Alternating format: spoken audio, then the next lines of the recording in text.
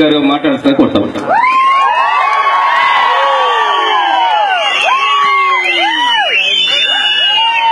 సభాధ్యక్షులు మిత్రుడు యాదయ్య గారు, వేదిక మీద ఉన్న కాంగ్రెస్ పార్టీ అధిరథ మహారథులు, మీ అభిమాన నాయకుడు, యువకుడు, చురుకైన వాడు, విద్యార్థి దశ నుంచే అంచెలంచెలుగా ఎదిగి వారి తాతగారు రుక్మారెడ్డి గారు సాధించలేని కార్యక్రమాన్ని సాధించి కల్వకుర్తి నియోజకవర్గానికి శాసనసభ్యుడై రాష్ట్రంలోనే ఒక గుర్తింపు తీసుకొచ్చిన మీ అభిమాన నాయకుడు వంశీచంద్ర రెడ్డి గారు. మిత్రులారా, ఇవాళ ఈ రోజుకు ఒక ప్రత్యేకం ఉన్నది. నేను చాలా మీటింగ్లకు వెళ్తుంటా, చాలా సమావేశాలకు వెళ్ళినా. మీరు చూసిండ్రు రాష్ట్రంలో చాలా మందిని, కొన్ని వేల మంది ఉన్న పబ్లిక్ మీటింగ్లకి వెళ్తున్నా. కానీ ఇవాళ హైదరాబాద్ నుంచి నా వెంబడి వచ్చిన మిత్రులకు ఆశ్చర్యం కలిగి ఉండొచ్చు. రేవంత్ రెడ్డి అని వచ్చిన మీటింగు ఎక్కడో మారుమూల గ్రామంలో ఉంది, పొలాల మధ్యలో ఉందని. దీనికి కొలబద్ద ఇక్కడకు సమావేశానికి ఎంతమంది వచ్చిందని కాదు, ఇక్కడ కొలబద్ద అభిమానం, ఇక్కడ కొలబద్ద తెలుగుదేశం పార్టీ అనే నా కుటుంబానికి సంబంధించిన చాలా మంది ఈ పార్టీ కోసం ప్రాణాలు ఇవ్వడానికి సిద్ధంగా ఉన్న అలాంటి నాయకులు ముద్వేన్ గ్రామంలో ఉండడం, 20 సంవత్సరాల నుంచి దాదాపుగా కష్టానికి నష్టానికి చెమటను రక్తాన్ని దారబోసి తెలుగుదేశం పార్టీ జెండాను భుజాల మీద మోసి ఏ కష్టం వచ్చినా ఎన్ని కేసులు పెట్టినా ఆ పార్టీ జెండా విడవకుండా ఈ ప్రజల మధ్యలో ఉన్న నాయకులు యాదయ్య లాంటి వాళ్ళు ఈ రోజు సొంత కుటుంబాన్ని వదులుకొని కాంగ్రెస్ పార్టీలోకి వస్తుందంటే ఎంతో సన్నిహితంగా నాతో మెలిగి, అదే కాకుండా బలహీన వర్గాలలో తెలుగుదేశం పార్టీకి ఒక ప్రత్యేక స్థానం ఉన్నది. బలహీన వర్గాలకు సంబంధించిన వాళ్ళు తమకున్న ఒక బర్రె గొర్రె, ఒక గుడిసె, 1 ఎకరమో 2 ఎకరాల భూమి, లేదా తాము గీసుకునే 4 తాటి చెట్లు, ఈత చెట్లు, తాము అల్లుకునే బుట్టలో, వాటితో పాటు తమ పార్టీ తెలుగుదేశం పార్టీ జెండా మా కుటుంబంలో, మా ప్రాణంలో సగ భాగం అనుకునే వాళ్ళు ఇవాళ అలాంటి పార్టీని ఈరోజు వీడి కాంగ్రెస్ పార్టీలో చేరుతున్నప్పుడు మేము కార్యకర్తలకు ఎంత ప్రాధాన్యత ఇస్తామో, మేము కార్యకర్తలకు ఎంత గుర్తింపునిస్తామో, నిజంగా పార్టీ కోసం ప్రాణాలిచ్చే కార్యకర్తలను ఎంత అభిమానిస్తామో ప్రత్యేకంగా చూపించడానికే ఇవాళ ఈ ముద్వేన్ గ్రామానికి రావడం జరిగింది. మీరు ఈ నియోజకవర్గంలో, ఈ రాష్ట్రంలో చాలా పార్టీ ఫిరాయింపులను చూసి ఉంటుంటారు. ఆ పార్టీ ఫిరాయింపుల వెనకాల కాంట్రాక్ట్లో, కమిషన్లో, లేకపోతే పదవులో లేదా కోరికలో ఉంటాయి. కానీ మా సోదరుల పార్టీ మార్చడం వెనకాల ప్రజలకు సేవ చేయాలి, మమ్మల్ని నమ్ముకొని మమ్మల్ని ఓట్లేసి మమ్మల్ని గెలిపించిన ప్రజలకు అండగా నిలబడాలంటే ఇవాళ ఖచ్చితంగా కేసీఆర్ వ్యతిరేక పునరేకీకరణ జరగాలి. ఎన్నో వందల మంది ప్రాణ త్యాగాలు చేసి తెలంగాణ రాష్ట్రం తెచ్చుకున్న రాష్ట్రంలో ఆత్మ బలిదానాలకు గౌరవం లేదు, అమరవీరులకు గౌరవం లేదు, ఉద్యమకారులకు గౌరవం లేదు, ఉద్యమంలో పాల్గొన్న విద్యార్థులకు గౌరవం లేదు, ఆనాడు తిండి తిప్పలు మానేసి పోరాటాలు నడిపిన నిరుద్యోగ యువతకు గౌరవం లేదు, రైతు కూలీ సంఘాల నాయకులకు గౌరవం లేదు, విప్లవకారులకు గౌరవం లేదు, పాటలు పాడిన మా కళాకారులకు గౌరవం లేదు. ఆనాడు రైతు కుల సంఘాలు, రైతు సంఘాలు అన్ని కూడా రోడ్ల మీదకు వచ్చి రోజుల కొద్దీ స్తంభింపజేసిన తెలంగాణ సమాజానికి గౌరవం లేదు, సకల జనుల సమ్మె చేసిన ఉద్యోగస్తులకు గౌరవం లేదు, సమగ్ర కుటుంబ సర్వే పేరు మీద తెలంగాణ సమాజాన్ని మోసం చేస్తున్న కేసీఆర్ కు గుణపాఠం చెప్పాలంటే తెలంగాణ ఇచ్చిన పార్టీ, తెలంగాణ తెలంగాణకు అండగా ఉన్న ఈ తెలంగాణ తల్లిని గౌరవించిన సోనియమ్మ తల్లి నాయకత్వంలో కాంగ్రెస్ పార్టీ ద్వారానే ఈ తెలంగాణ సమాజానికి మేలు జరుగుతుంది. ఈ తెలంగాణ సమాజానికి అండగా నిలబడాలంటే ఈ తెలంగాణ రాష్ట్ర సాధన ఎన్నో ఆకాంక్షల మేరకు ఎన్నో త్యాగాల మేరకు ఏర్పడ్డ తెలంగాణలో ఈ అమరవీరులకు కానీ ఉద్యమకారులకు కానీ విద్యార్థులకు కానీ నిరుద్యోగులకు కానీ రైతులకు కానీ ఉద్యోగ సంఘాలకు కానీ కుల సంఘాల నాయకులకు కానీ వీళ్ళందరికీ న్యాయం జరగాలంటే కాంగ్రెస్ పార్టీ ద్వారానే సాధ్యమవుతుందని ఆలోచన చేసి మేమందరం కూడా కాంగ్రెస్ పార్టీలోకి రావడం జరిగింది. ఇవాళ ఈ వేదిక మీద నుంచి పాత్రికేయ మిత్రులకు విజ్ఞప్తి చేస్తున్నా.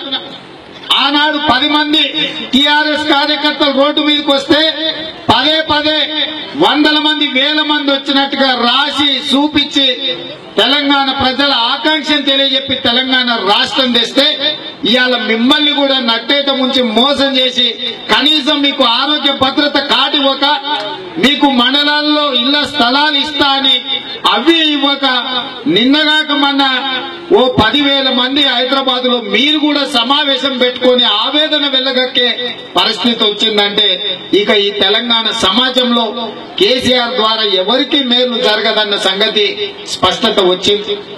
ఇవాళ ఇంత స్పష్టత వచ్చిన తర్వాత కళ్ళ కట్టినట్టుగా ఇవాళ కేసీఆర్ చెప్తున్న బంగారు తెలంగాణ ఎవరికి వచ్చింది? ఇవాళ కేవలం ఆయన కుటుంబంలో ఉండే ఆయనకు ముఖ్యమంత్రి వచ్చింది, అల్లునికి మంత్రి వచ్చింది, కొడుకు మంత్రి వచ్చింది, బిడ్డ ఎంపీ అయింది, సడ్డకుని కొడుకు రాజ్యసభ సభ్యుడైండు. బంగారు కుటుంబం అయిపోయింది కేసీఆర్ కు. కేసీఆర్ నేను ఉద్యమకారుని అంటాడు. నేను అడుగుతున్న ఈ వేదిక మీద నుంచి గతంలో ఈ ప్రాంతంలో నక్సలైట్ల ఉద్యమం జరిగింది. ఎవరి కుటుంబానికన్నా భూమి వచ్చిందా? ఎవరి కుటుంబానికన్నా ట్రాక్టర్లు వచ్చినాయా? ఎవరి కుటుంబానికన్నా ఏమైనా అదనంగా ఆస్తులు వచ్చినాయా? కానీ మరి ఉద్యమకారుడు అని చెప్పుకునే చంద్రశేఖర్ రావుకు టీవీ వచ్చింది, పేపర్ వచ్చింది, ఫామ్ హౌస్లు వచ్చినాయి, వ్యాపారాలు వచ్చినాయి, వేల కోట్ల రూపాయల ఆస్తులు వచ్చినాయి. ఇవన్నీ ఎట్లొచ్చినాయో ఆలోచన చెయ్యాల్సిన సందర్భం తెలంగాణ సమాజం ముందు నిలబడ్డది.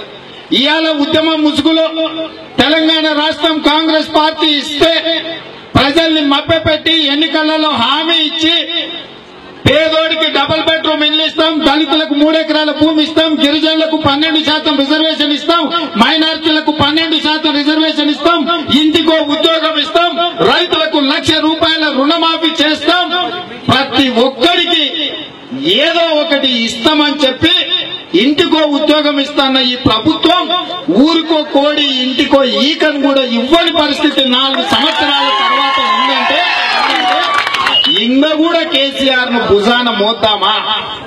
ఇవాళ ఆలోచన చేయాల్సిన అవసరం ఉన్నది.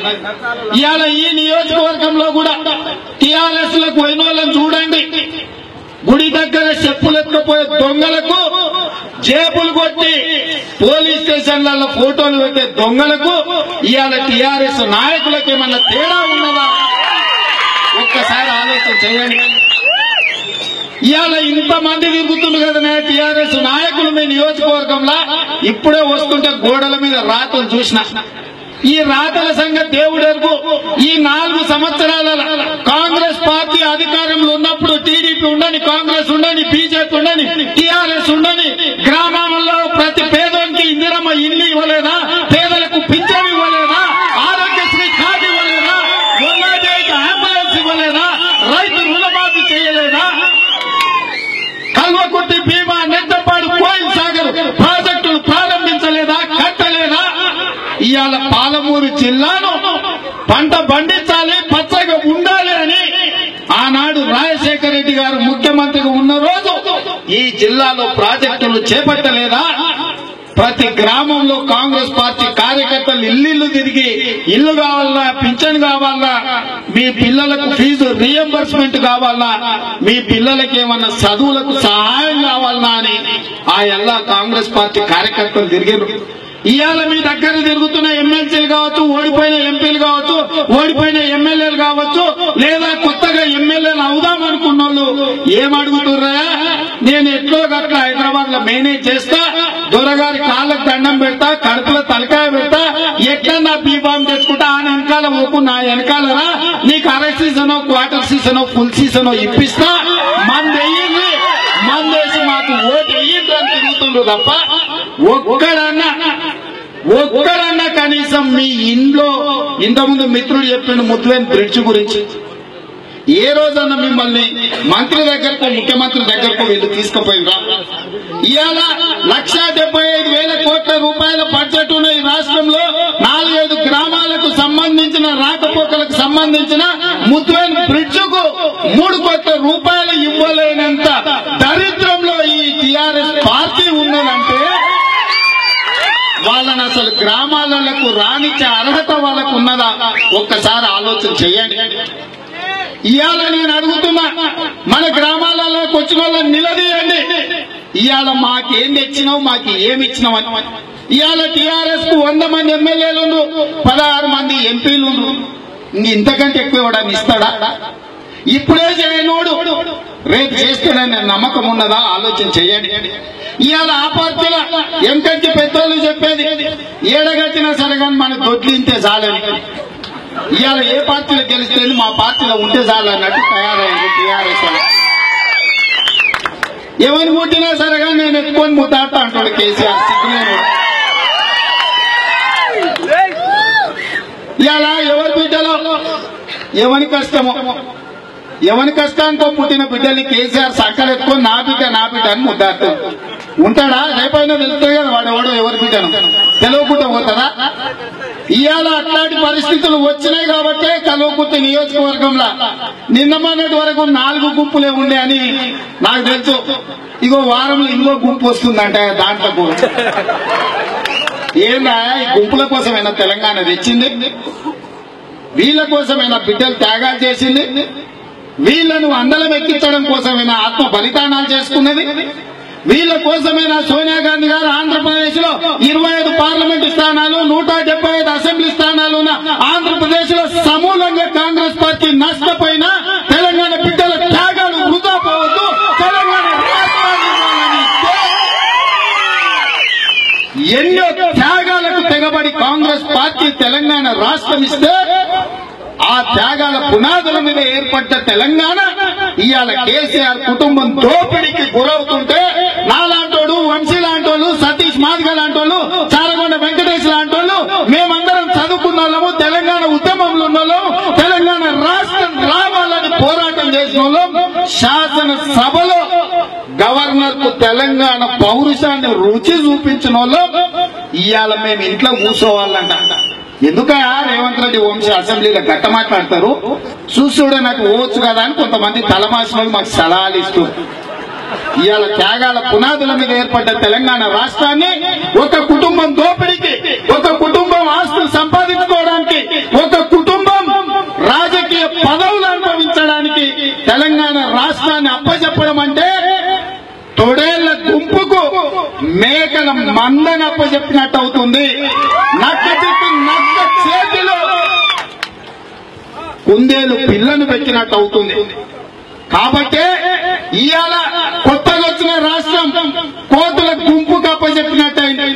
ఊరూర్లో చెట్టుకోడు, పుట్టకోడు, ఆ చెట్టు మీద ఈ చెట్టు మీద టీఆర్ఎస్ అని ఎవరన్నా చూడండి, ఎవడన్నా నాయకుడు అనే ముఖంలో కళ ఉన్నదే.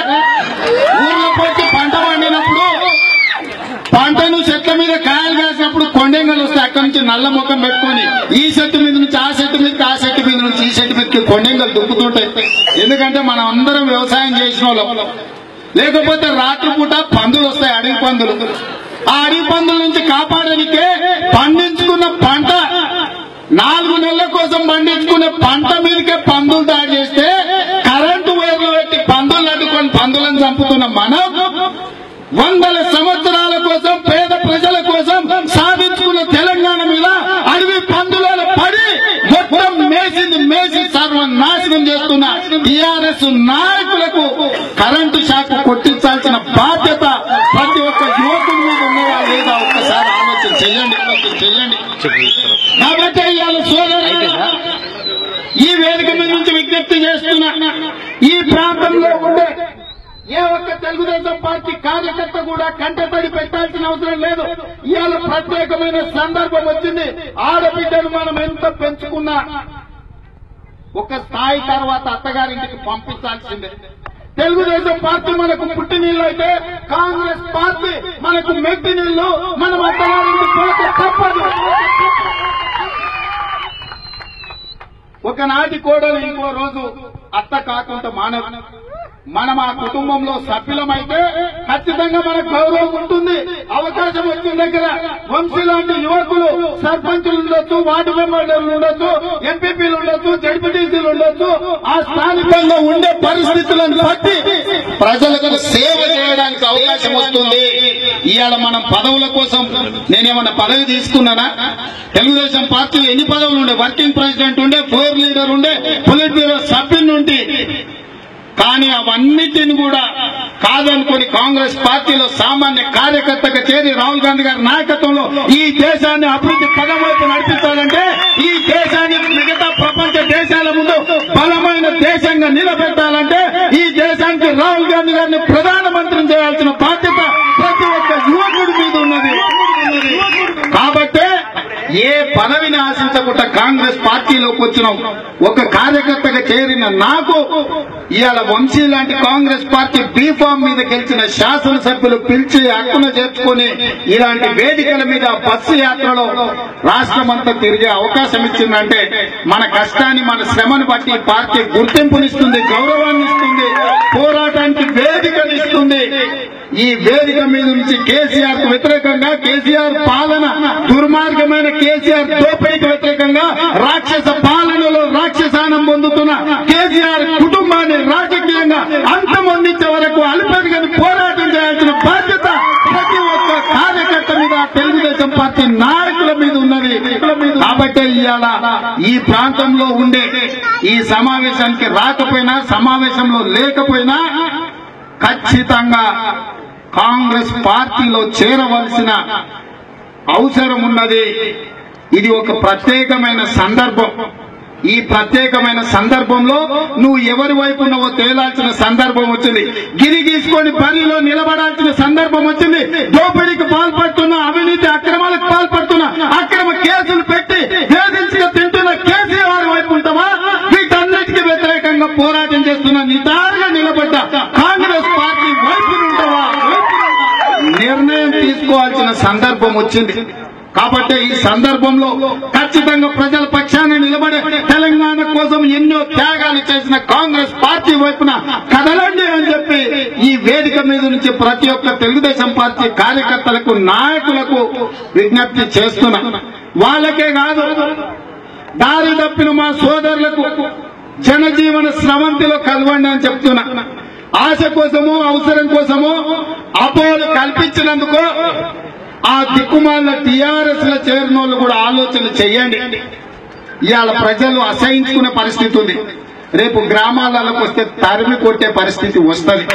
ఆ పరిస్థితి రాకంటే ముందే వీడండి టీఆర్ఎస్ ను, ఉండండి అండగా కాంగ్రెస్ పార్టీకి అని చెప్పి ఈరోజు ఈ సందర్భంగా తెలియజేస్తున్నా. అదేవిధంగా సోదరులారా, ఇక కేసీఆర్ భాగవతం గురించి చెప్పాలంటే చాలా చెప్పాల్సి వస్తుంది. నిన్న ఆయన ఏదో మాట్లాడాడు, ఈ రైతు సమన్వయ సమితులు చెక్కులు బాగా వంచడం, ఇక మనం బాగా పనిచేసి రాని.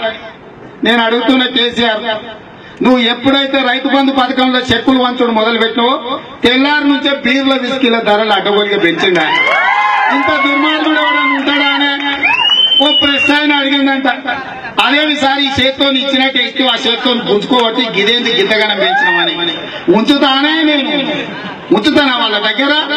అలునయ్య లోపల పదును పెట్టి మొత్తం అంతా లాగనికనే కదా మందు ధరలు పెట్టిందండి. ఇంత దిక్కుమాలినోడయా? రైతులకు పెట్టుబడి కోసం ఇచ్చినా అని ఒక పక్కన చెప్తున్నాడు, రెండో పక్కన బీరుకైతే స్ట్రాంగ్ అయితే 20 పెంచిండంటే ఇంకేదో అయితే ఇంకేదో పెంచిండట, బిస్కెట్ పెంచిండట. బీర్ల బరండీల ధరలు పెంచి ఇవాళ బియ్యం ధర తగ్గించినా ఉచితంగా కరెంట్ ఇస్తున్నా అంటున్నాడు.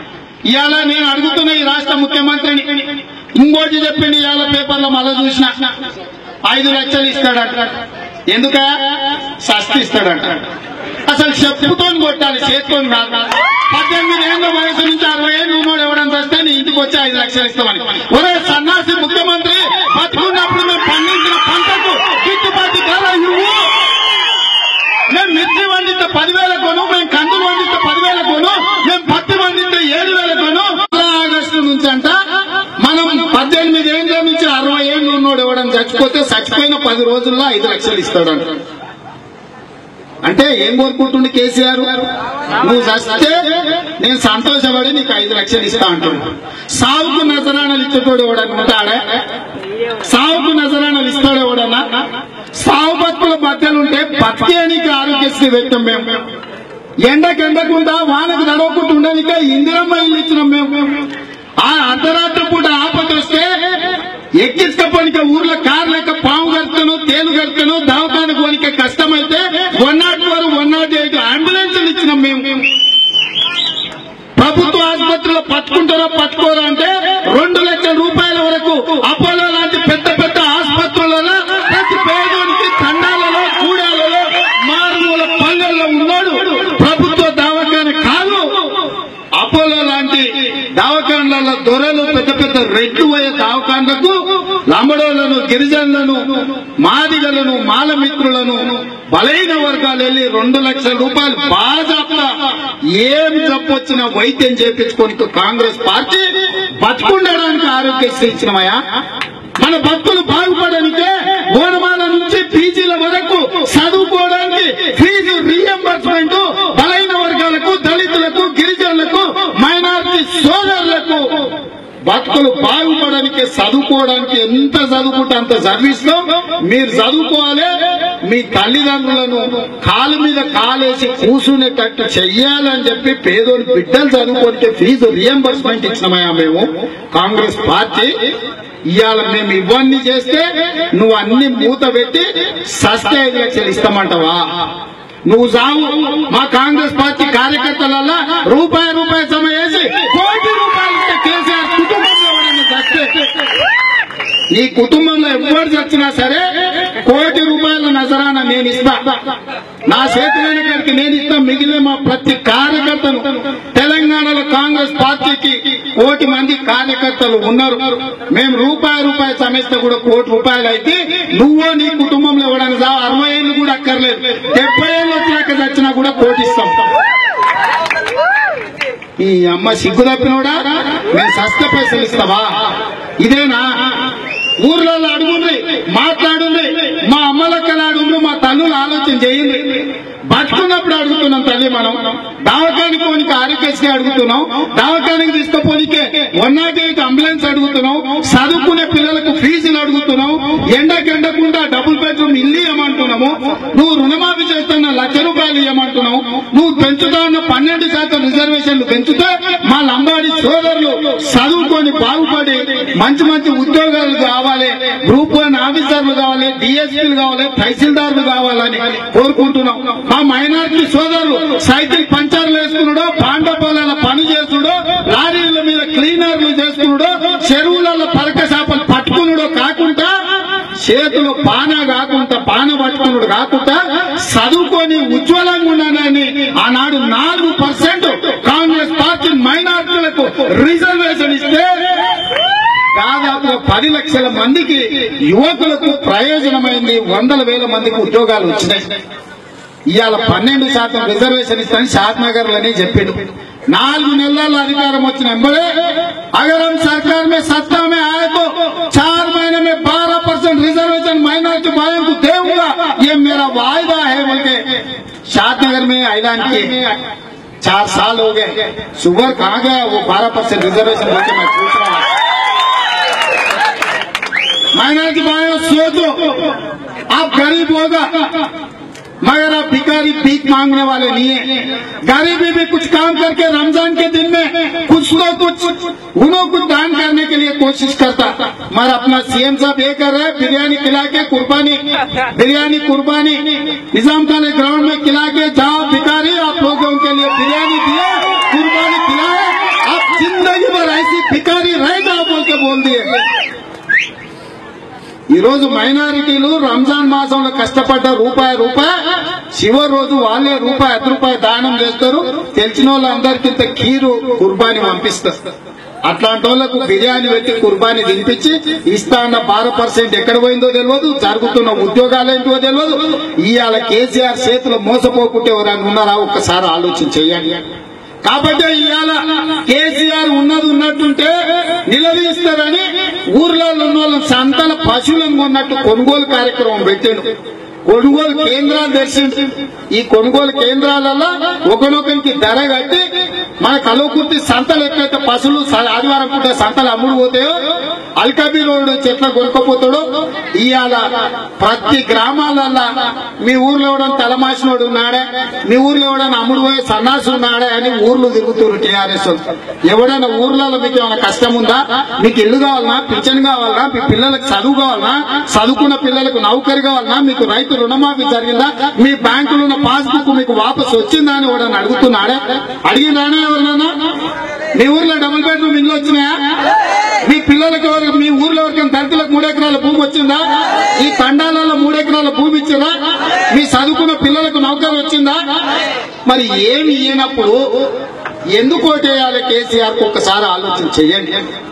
కాబట్టి సోదరులారా, ఇక అవి పక్కన పెడితే పాత్రికేయ మిత్రులారా మీరు రాసుకోవాలి. ఎందుకంటే ఈ జిల్లాను ఎడారి జిల్లా.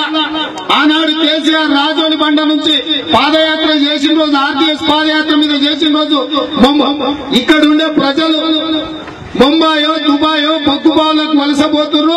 వలసపోయే పాలమూరు జిల్లా ప్రజల్ని కాపాడాలంటే ఈ ప్రాంతంలో ప్రాజెక్టులు నిర్మించాలంటే ఈ ప్రాంతంలో నిర్మించాలి. ఎడారిగా మారిన ఈ భూములు ఆకుపచ్చగా మారాలంటే, పంటలు పండాలంటే ప్రాజెక్టులు నిర్మించాలనే మాట చెప్పిండు. కాంగ్రెస్ పార్టీ అధికారంలో ఉన్నప్పుడు ఈ పాలమూరు జిల్లాలో 12 లక్షల ఎకరాలకు నీళ్లు ఇవ్వడానికి 10,000 కోట్ల రూపాయలతో ప్రాజెక్టు కల్వకుర్తి, భీమా, నెట్టపాడు, కోయిల్ సాగర్, జూరాల ప్రాజెక్టులను ప్రకటించి 8,500 కోట్ల రూపాయలు ఖర్చు పెట్టింది మేమైతే ఈ 4 సంవత్సరాలల్లా 1000 కోట్లు మాత్రమే కేసీఆర్ ఖర్చు పెట్టిండు. ఇంకొక 1000 కోట్లు ఖర్చు పెడితే 12 లక్షల ఎకరాలకు నీళ్లు వచ్చే కల్వకుర్తిని పండబెట్టిండు, భీమాను ఎండబెట్టిండు, నెట్టంపాడును కాని వదిలేసిండు. కోయిల్ సాగర్ సంగతి సోయే లేకుండా పోయింది. ఇవన్నీ పక్కన పెట్టి పాలమూరు రంగారెడ్డి ఎత్తిపోతల ద్వారా మీకు నీళ్లు ఇస్తా 35,000 కోట్ల రూపాయలతోటి 12 లక్షల ఎకరాలకు 160 టీఎంసీ నీళ్లతోని మీకు ప్రాజెక్టు కట్టిస్తాను. మిత్రులారా, టెండర్లు పిలిచిన రోజు దేవరకద్ర నియోజకవర్గంలో ముఖ్యమంత్రి గారు చెప్పారు 30 నెలల పాలమూరు ప్రాజెక్టును పూర్తి చేసి సస్యశ్యామలం చేస్తా అన్నాడు. 30 నెలలు పోయి 40 నెలలు రావస్తుంది. ఇవాళ 35,000 కోట్లలో 5,000 కోట్ల రూపాయల పనులైతే 3,000 కోట్ల రూపాయల బిల్లులు చెల్లించి 2,000 కోట్ల రూపాయల బిల్లులు 6 నెలల నుంచి చెల్లించకుండా పనులన్నీ పడికేసినాయి. ఆనాడు లిఫ్టులు 2 పెడతాం, టన్నెల్స్ 2 పెడతామని ఇవాళ లిఫ్టులు తగ్గించిండు, టన్నెల్ తగ్గించిండు. ఇవాళ 160 టీఎంసీల నుంచి 80 టీఎంసీలకు ప్రాజెక్టును తగ్గించిండు. ఇవాళ నేను అడుగుతున్నా, పదే కాళేశ్వరం చూతురండి, బస్సులు పెడతాం, వచ్చిపోండి, అక్కడ రండి, ఇక్కడ రండి అడుగుతున్నాడు. ఈ లంపుగాన్ని నేను అడుగుతున్నా, 6 అడుగుల హరీష్ గారిని. పొట్టోని పొడుగోడు కొడితే పొడుగోని పోసమ్మ కొట్టిందంట. ఈ పొడుగోని ఖచ్చితంగా పాలమూరు పోసమ్మ కొడుతుంది. ఎందుకంటే ఆనాడు కేసీఆర్ వచ్చి కుర్చేసుకొని కూర్చొని కట్టిస్తానన్న. మామూలైన కల్లుడు వచ్చిండు, వాడు వచ్చి మంచం వేసుకొని ఈయన పండుకుంటా మీ ప్రాజెక్టులు కట్టిస్తానన్న. ఇవాళ కుర్చీ ఎక్కడ పోయిందో, మంచం ఎక్కడ పోయిందో, తాగుపోతే ఎక్కడ పోయిందో, తిరుగుపోతే ఎక్కడ పోయిందో, మా పాలమూరు రంగారెడ్డి ప్రాజెక్టు మాత్రం పడికేసింది. 6 నెలల నుంచి పేమెంట్ ఇవ్వక కాంట్రాక్టర్లు ఉన్న మిషన్లు అన్నిటిని కూడా కాళేశ్వరానికి తరలించిండ్రు. ఇవాళ పాలమూరును ఎండబెట్టి కృష్ణా జలాలు 300 కిలోమీటర్లు మా పక్కన పోతుంటే మా ప్రాజెక్టులు నిర్మించకుండా గోదావరి జలాల ద్వారా కాళేశ్వరం ప్రాజెక్టు కడుతున్నాను పేపర్లలో తాటికాయంత అక్షరాలు వేస్తున్నావు కదా, బస్సులు వేసి తీసుకుపోయి చూపిస్తున్నావు కదా. నేను సవాలు విసురుతున్నా ఈ రాష్ట్ర ముఖ్యమంత్రికి, సాగునీటి హరీష్ రావు గారికి సవాలు విస్తున్నా, బిడ్డ రాపోదాం, పాలమూరు రంగారెడ్డి ఎత్తిపోతల దగ్గర మా పాలమూరుకి ఎంత అన్యాయం చేస్తున్నావో, మా రంగారెడ్డి జిల్లాను ఎట్లా నట్టేట ముంచుతున్నావో రాపోదాం. నువ్వు అక్కడ ఎందుకు ఇస్తున్నావు బిల్లులు, ఇక్కడ ఎందుకు ఇస్తలేవని నేను అడుగుతున్నా.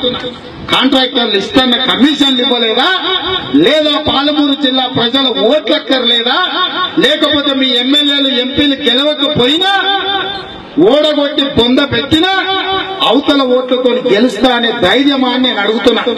మిత్రులారా రాసుకోండి, ఇవాళ పాలమూరు రంగారెడ్డి ఎత్తిపోతల పథకాన్ని పక్కన పెట్టిండు. 6 నెలల నుంచి పేమెంట్లు ఇస్తలేడు. 5,000 కోట్ల రూపాయల పనులు జరిగితే 3,000 కోట్ల పేమెంట్ ఇచ్చి 2,000 కోట్లు 6 నెలల నుంచి బుడ్డ పైస ఇవ్వకుండా నిండా మించే పని మీద ఉన్నాడు.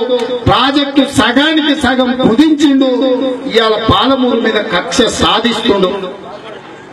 గతంలో కాంగ్రెస్ పార్టీ మొదలుపెట్టిన కల్వకుర్తి మిగతా ప్రాజెక్టులకు 1000 కోట్లు ఖర్చు పెడితే దాదాపుగా 12 లక్షల ఎకరాలకు నీళ్లు వచ్చే పరిస్థితి ఉంటే ఆ ప్రాజెక్టులు నిర్మించలేదు.